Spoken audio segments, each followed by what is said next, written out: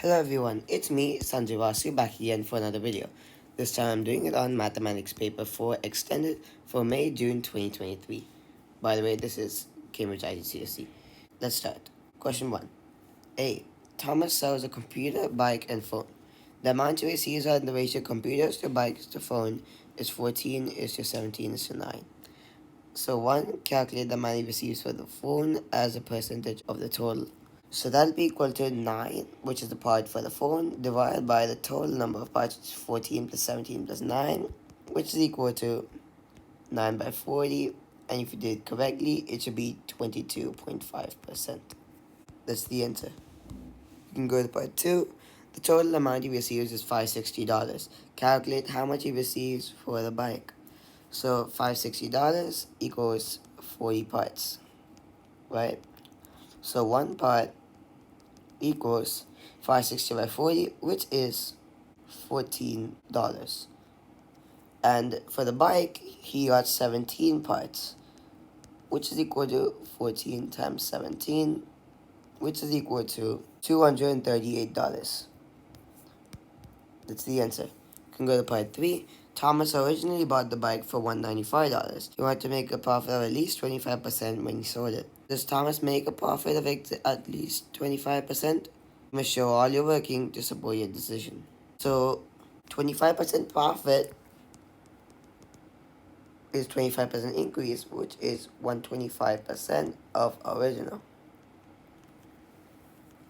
And 125% of original is equal to 125% of 195, which is equal to, let's get our calculator out, 195 times 125 divided by 100, because percentage.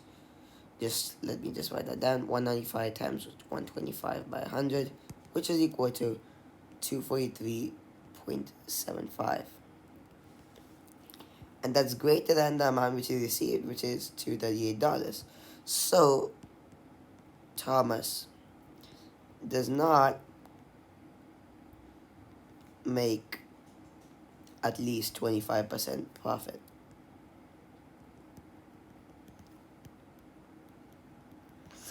And therefore, the answer is no. So 25% profit is this, and this is the one he actually makes. So the answer is no, he made less than 25%. That's the answer. Part B, Ula invests $725 for 6 years in an account paying simple interest at the rate of 1.3% per year. Calculate the total interest earned at the end of 6 years. So the interest earned in 1 year will be 725 times 1.3%, which is 1.3 by 100.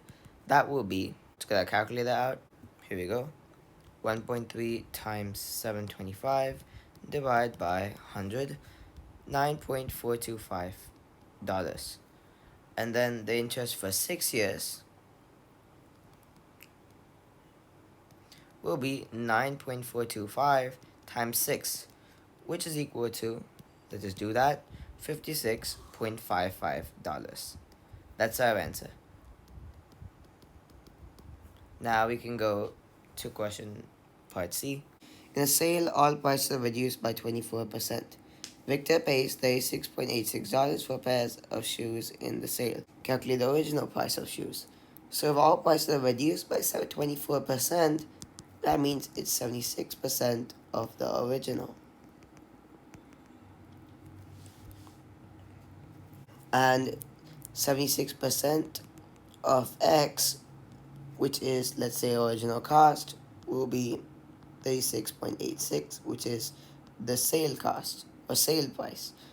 Now that'll be 76 by 100 times X, and that's $36.86. Now X equals 100 by 76 times 36.86, which is equal to, let's get a calculator, 36.86 times 100 divided by 76, which is $48.50. And that will be our answer. Now we can go to question 2. A. Anna records the number of text messages she receives for 14 days. 1. Complete the stem and leaf diagram. So first, let's complete the key. So we can assume that these are the tens digits because the tens digits are always 1, 2, or 3. For example, in these three numbers, 13, 29, 31. You cannot find any other tens digits. So we can put 1 slash another number, let's say 3, because 13 is the lowest. So we put 1 slash 3 is equal to 13 messages. So the lowest is 13, and that's why we've done this. And after that, we have 15 over here. And then we have 17. So we put the ones digits, all the ones digits in the leaf. And the stem is this, which is the tens digits. That's why we've done this, the key. And then the final one in the one row is 18. And now we can go to two tens digit row. So we have these four done already. Now the 2 starts with 21, then another 21, then a 22, then a 27, and then a 28. And finally, we have 29. And now for a 3 tens digit row, we have 3 31s and a 38. That would be the answer.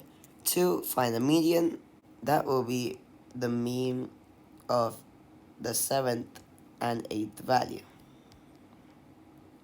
Since the 14 days, it's even. So the middle two will be 7th and 8th. So the mean of these two will be the mean of 22 and 27. 22 plus 27 by 2, which is equal to 24.5. That's the answer. 3. Find the mode. The mode is simply the most repeated number, which is in this case 31. 4. Find the range.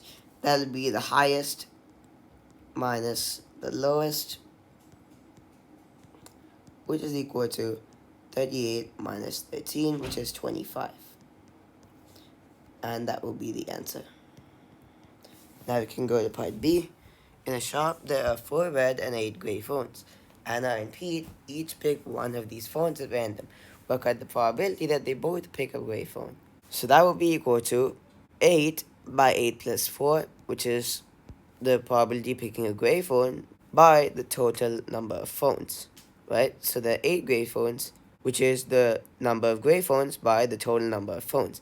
8 gray phones, and then 8 plus 4, 12 total phones.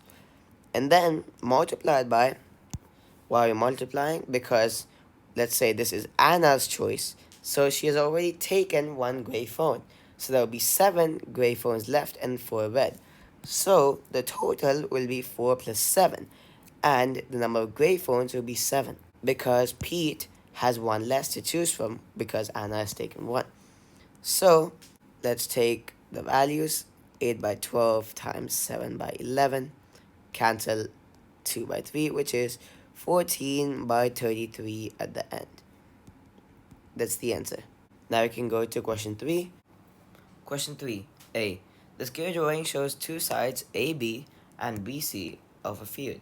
The scale is 5 centimeters, represents 200 meters.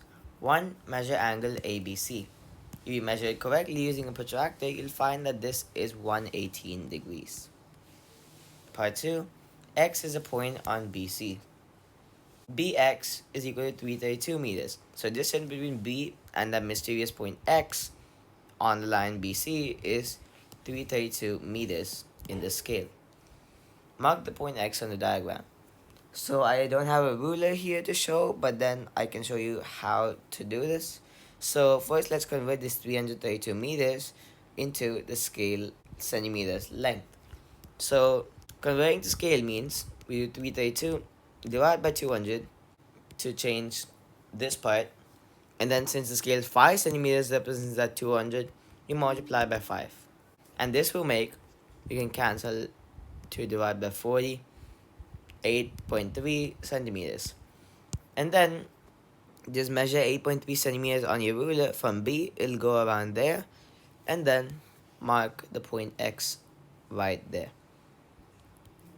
Now I can go to part 3. Find the scale in the form 1 is to n. So 500 centimeters represents 200 meters.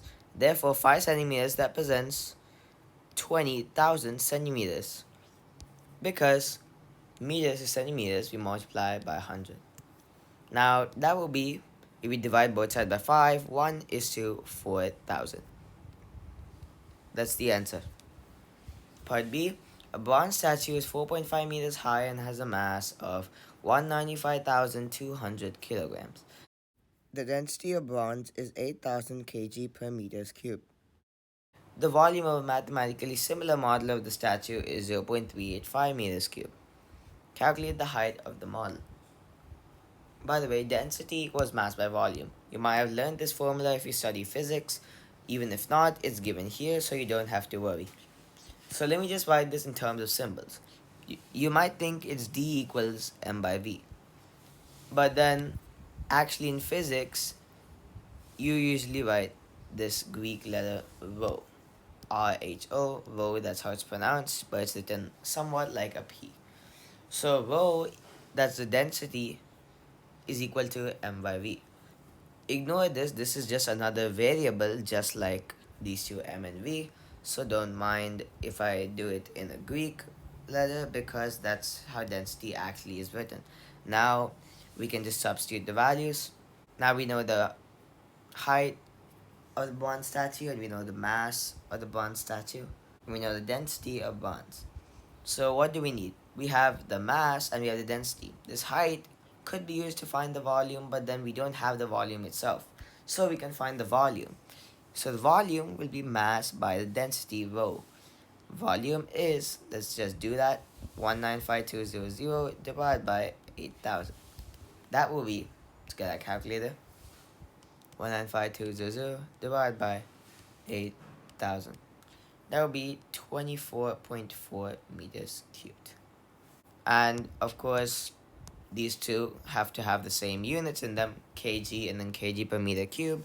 That's why we have meter cubed here. Now the volume of a similar model is 0.385 meters cubed. Now we can just find the ratio, so 0.385 is to 24.4. So the ratio of the volumes is this. Now the ratio of heights is the cube root of both of these. The cube root of that is to cube root of that.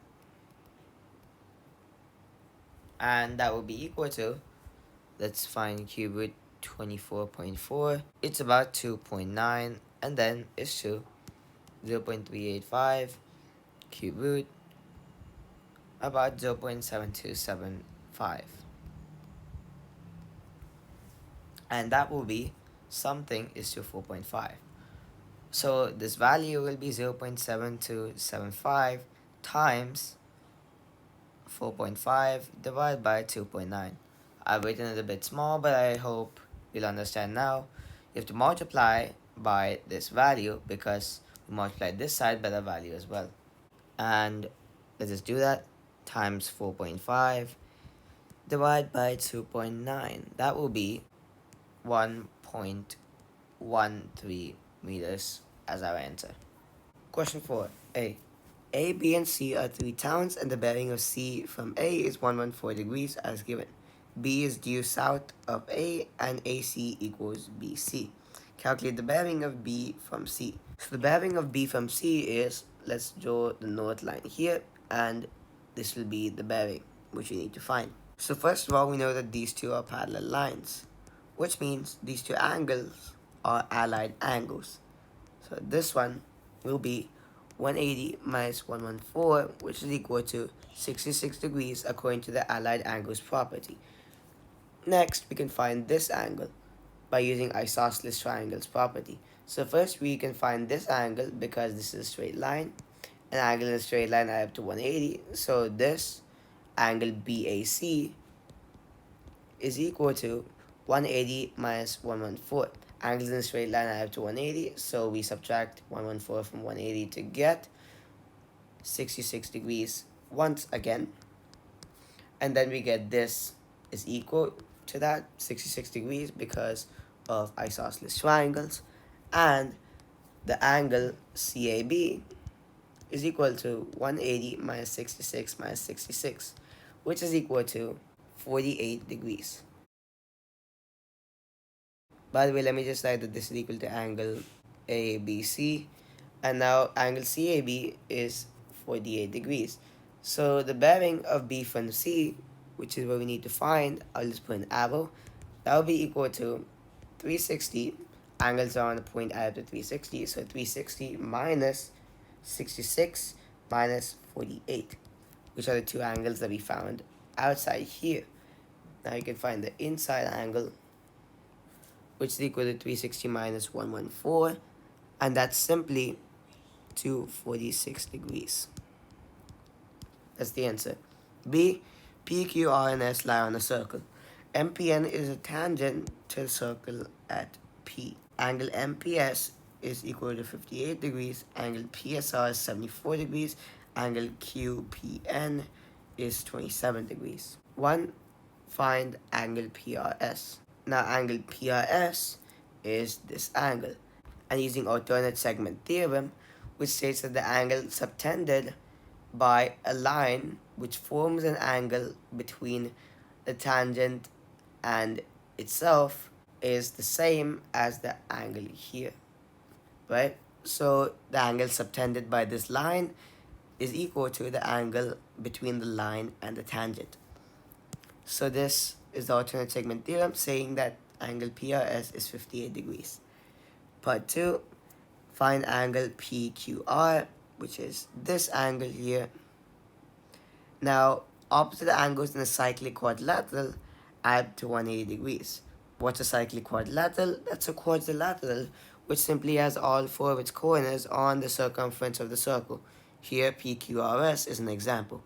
So, we can say that angle PQR is equal to 180 minus the angle opposite, which is angle PSR, 74 degrees. So, it'll be 106 degrees. This is the answer. Now part 3, find angle RPQ, which is this one, over here. We can find the angle SPR using the angles in a triangle formula. So angle SPR is equal to, since angles in the triangle add up to 180, we can subtract 180 from 58 and 74, which is equal to 48 degrees. Now we can find the angle RPQ as in the question. Angle RPQ, because angles on a straight line add up to 180 degrees, we can say that it's 180 minus 27 minus 48 minus 58, which is equal to 47 degrees. That's the answer. Now we can go to part C. A, B, and C lie on a circle, center O, diameter AC. TAM and TBN are tangents to the circle, and angle ATO is 34 degrees. Using values and geometrical reasons, complete these statements to show that CB is parallel to OT. In triangles AOT and BOT, OT is common. Angle OAT is equal to angle OBT because a tangent to circle and a radius to circle meet at 90 degrees. So they're the same, which is 90 degrees. Tangent and radius meet at 90 degrees. AT is equal to BT because tangents to the circle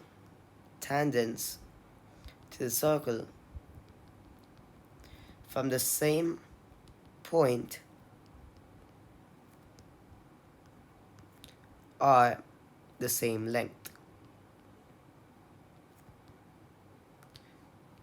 These two tangents have a common point T outside the circle, and therefore these two are the same length. Triangle AOT is congruent to triangle BOT because of congruence criterion dash. So we know that OT is common, so that's a side which we know. And then the angle here is also known. So we know these two. And then we prove that these two sides are congruent as well. So because these two are right angle triangles, the criterion is RHS. Right angle, hypotenuse, and side. OT is the hypotenuse, the side is BT and AT, and the right angle is OBT and OAT. Now angle AOT is equal to angle BOT, which is 56 degrees, because angles in a triangle add to 180 degrees. These two are 90. This is 34 because of congruency. And these two will be 56 if you subtract 180 minus 90 minus 34. You'll get that. Angle BOC is equal to dash degrees because angles in a triangle are to 180 degrees. Angle BOC is equal to dash because of dash. So we know that these two angles are 56. Let's write that down. And now angle BOC will be equal to, since AOC is a straight diameter, so that'll be 180 minus 56 minus 56, which is equal to 68 degrees. So we know 68 degrees because angles in a straight line